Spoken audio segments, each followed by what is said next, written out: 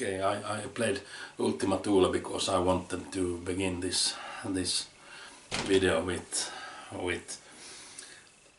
the Norse gods, and especially Odin, who is a colleague of mine in our project N37 Collective. And I met him first 2 years ago when they came and talked to me. Summer 2020. No, it's 3 years ago, yeah. So he told me about that he has been a Varangir guard in the Istanbul, and they have protected females from slave traders. And then he told me that Johan Heimdallsson is the real name of Heimdall, and that means the son of the home valley. He's the one who's playing Jallarhorn when Ragnarök begins. And then he told me that Loke was the greatest champion, and he was burned at the stake when he went to talk to the newcomers, and that was a tragedy. And then he told me that Hel is his wife and is in another world, and is a ruler there. And he told me that when these worlds merge, we are like ants to them. And yeah, he told me a lot of things. But that's it. But I would like to comment on a few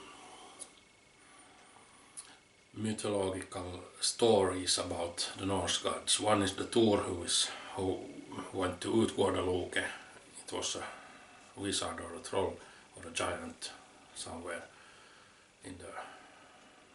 in the outer realms, and he had to make a few tests there. He had to wrestle an old woman, and he had to lift a cat, and he had to drink drink water from a cup.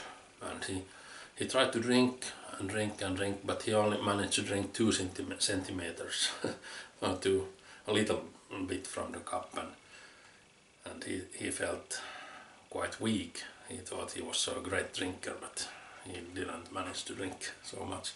But anyway, so it was then relieved that the bottom of the cup was in the sea, in the ocean, and he had drinking a lot of water actually. And the old woman was the old age itself, and the cat was the Midgård's Uramen, and this symbolizes the world, in my opinion, the Midgårdsormen, that we are trying to lift it, and the old age is trying to regain immortality, and drinking water is trying to drink water. Okay, but anyway, yeah, there are many stories about Thor and his. I have met Thor too. They are very polite, and I have been to Valhalla, and they said that everyone who comes to Valhalla leaves something there, and from me they took a little bit hair, so it wasn't much, but I have, yeah, okay. Then the second topic of mythology today is Atlantis. As you may know or may not know, there is a story by Plato,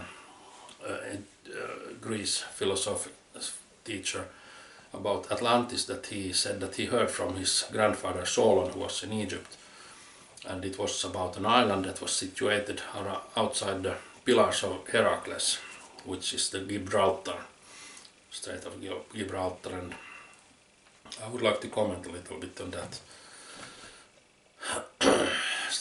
The Pillars of Heracles is, as I understand, the limits of your deeds and your understanding, and when you are breaking the eggshell, so to speak, and you are like a bird that is climbing out from the nest and going to the sea in the big world, and That's the pillars of Heracles, and Poseidon founded an island there, Atlantis, and married a mortal woman, and they had 12 sons which were kings, and Poseidon created the great mountains in north to shield from the cold north wind, and he created sweet water, warm and cold springs that came from Atlantis.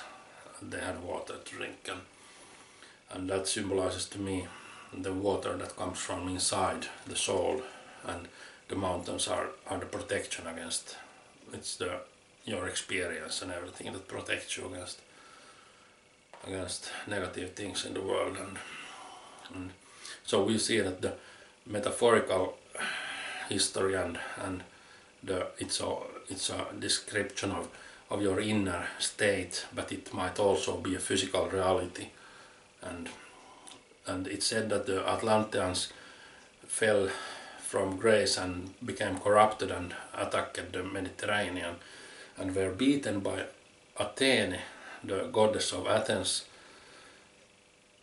at Tyrrhenia, which is present-day Italy, and Italy is formed like a bow, I mean, it's a